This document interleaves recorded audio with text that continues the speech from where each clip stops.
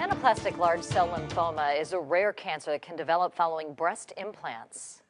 For symptoms, diagnosis, and treatment, here we have Dr. Michael Kim in the studio with us this morning. Dr. Kim, great to have you with us here on ABC7.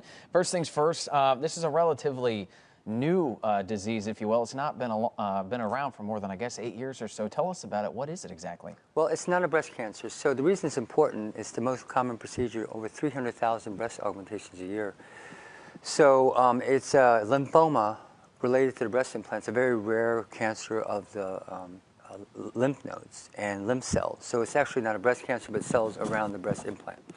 And so that's important to know. It's very rare. We're only talking about less than 300 cases in the United States. Wow. So there's probably about 5 to 20 million people walking around with breast implants right now in the world, and you're talking total in the world of a little over 700 cases. So it's very rare. The risk probably is somewhere between 1 in 3,000 to 1 in 80,000. So to put perspective, it's like the chance of dying in the operating room is about 1 in 200,000. So it's a very rare entity.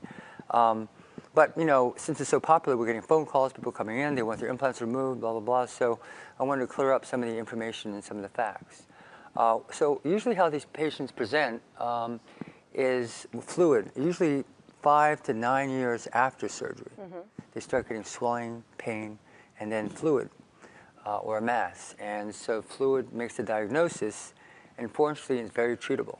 The cure rate's very high once you detect it. There's only been about 30-some-odd deaths related to this cancer over the last 8 years.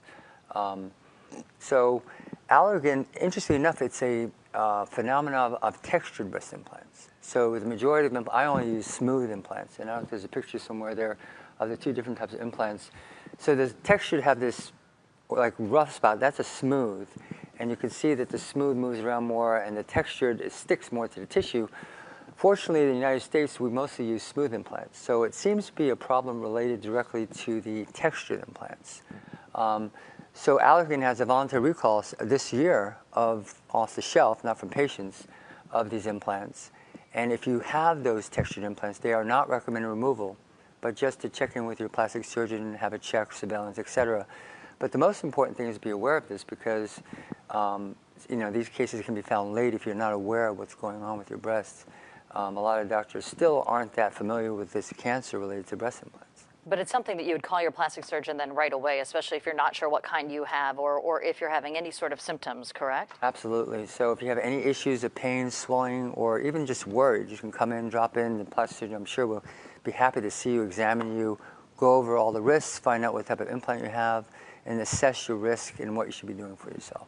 And if you are noticing any sort of symptoms whatsoever, obviously you would contact a doctor, I would assume. Have you seen a lot of patients coming in concerned about this? Yes, I was talking to some colleagues, and it seems to be increasing business because people want them out. Or they come in because they're really worried. So we have to reassure them, get some preliminary testings, but ultimately it's really just by history and physical how you detect this. Okay, and then the treatment then would be it would be a typical cancer treatment, not necessarily a removal.